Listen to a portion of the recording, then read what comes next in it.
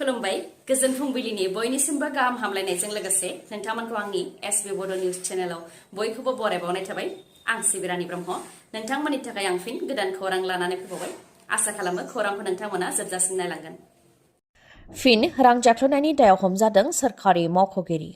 रां जाख्ल'ग्रा सोरखारि मावख'गिरिफोरनि हेंथा गोबां राहा लाबोनायनि उनावबो रां जाख्ल'ग्रा सोरखारि मावख'गिरिफ्रा रां जानायनिफ्राय गोजानाव थायाखै। जायनि जाहोनाव साफानि उनाव साफा रां जाख्ल'ग्रा सोरखारि मावख'गिरिफ्रा हमजाबाय थानो गोनां जादों। फिन बे खेबाव हमजाबावबाय सासे सोरखारि मावख'गिरिया।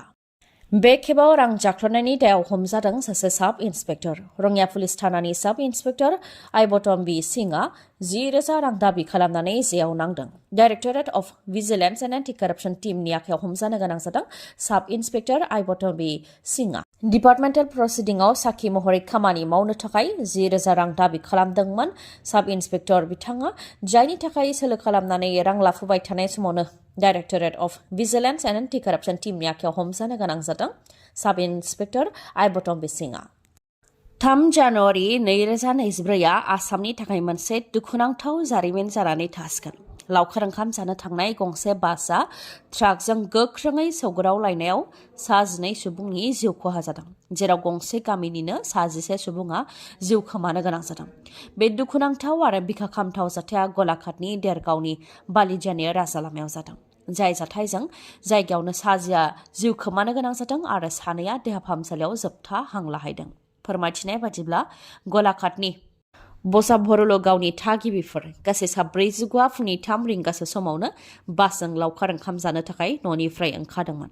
गिबियाव तिलिङा मन्दिराव थांनानै बगिबिलाव लावखार ओंखाम जाहैनायनि थांखिमोन बिथांमोननिया। नाथाय दुखुनांथाव फुंनि 4 रिंगा 41 मिनिटसो समावनो बासआ खैला लाबोनाय ट्राकजों गोख्रोङै सौग्रावलायदों, जायजों बासनि मोखांनि बाहागोआ गासैबो थेर-बेथेर जाजोबदों आरो गुबुन फारसेथिं ट्राकआबो बेलथायहैदों।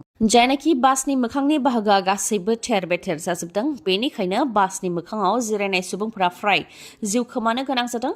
गासै 12आ जिउ खोमानो गोनां जादों बे जाथायाव, जेराव 3 उन्दै गथ'साफोरबो दंमोन। जाब्रबथाय जानायाव गंनैबो गारि बास आरो ट्राक सालायग्रायाबो जायगायावनो जिउ खोमानो गोनां जादों। बेनि अनगायैबो 30नि गोबाङा जोखोम जादों आरो जोखोम जानायफोरनि मादाव 5आ गोब्राबै जोखोम जादों। बिथांमोनहा दा देहा फाहामसालियाव फाहामथाय लागासिनो दं।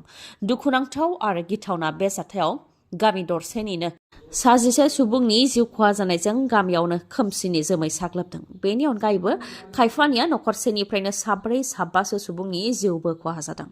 बोसोर गोदानाव जानाय बे दुखुनांथाव जाथाया आसामजों लोगोसे गासै भारतआनो दुखु मोनदों।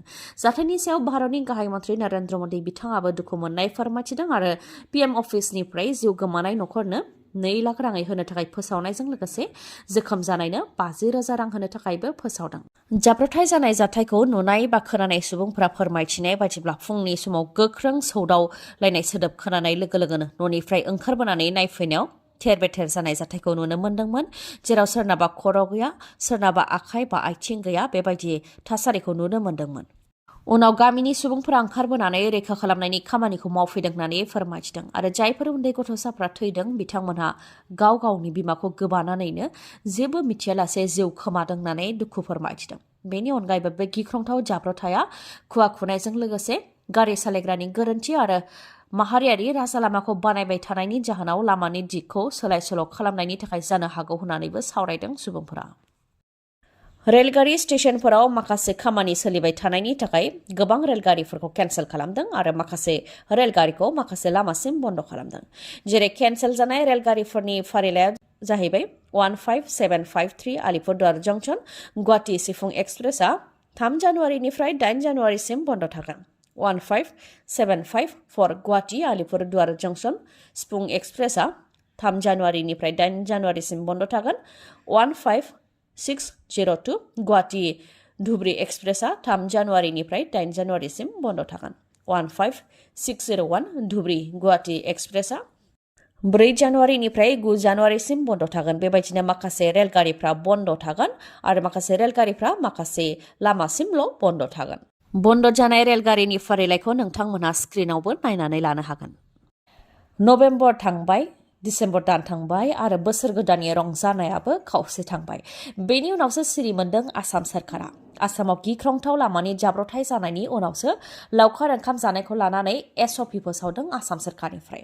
आसाम सरकारनिफ्राय फोसावनाय एसअपिनि बायदिबा लावखार ओंखाम जानो थांनाय गारियाव नांनायनि बारा सुबुं दैखांनो मोननाय नङा।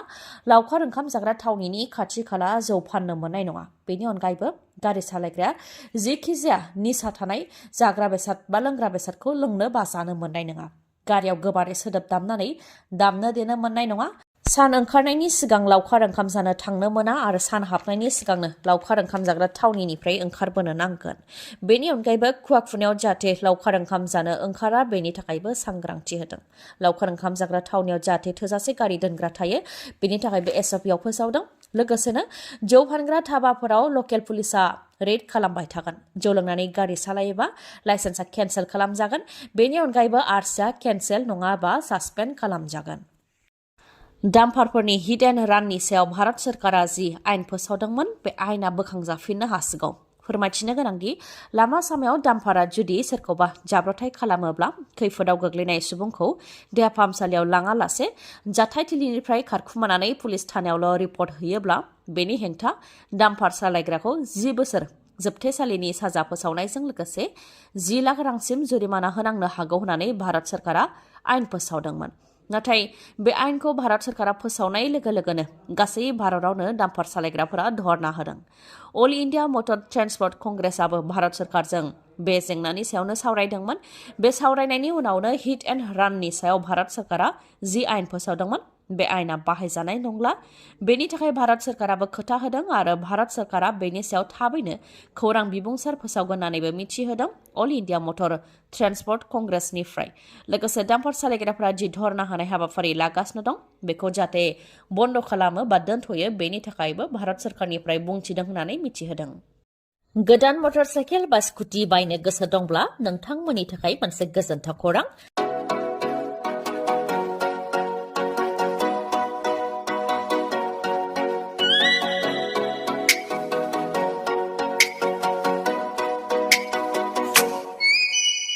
मानिकपुर पुलिस थानानि साखाथियाव थानाय मानास अट' हन्डा श'रुमा फिन नोंथांमोननि थाखाय गोजोनथाव खौरां लानानै फैदों। गोथार बर'दिन सानजों लोब्बा लाखिनानै बायदि बायदि अफार फोसावदों मानास अट' हन्डा श'रुमा।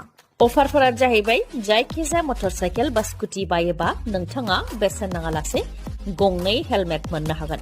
लोगोसे बेसेन नाङालासे 5 लिटार पेट्रल मोननो हागोन आरो बेसेन नाङालासे गोजां बोथोरनि थाखाय कम्बलबो मोननो हागोन।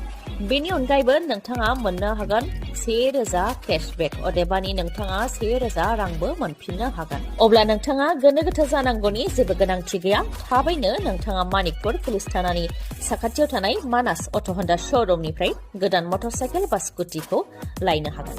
आरो नोंथांमोननो बेखौबो मिथिहोबावोदि जायखिजाया कम्पानिनि गोजाम मटर साइकेल बा स्कुटिखौ सोलायनानै नोंथाङा गोदान मटर साइकेल बा स्कुटिबो बायनो हानायनि राहा दं बे श'रुमाव।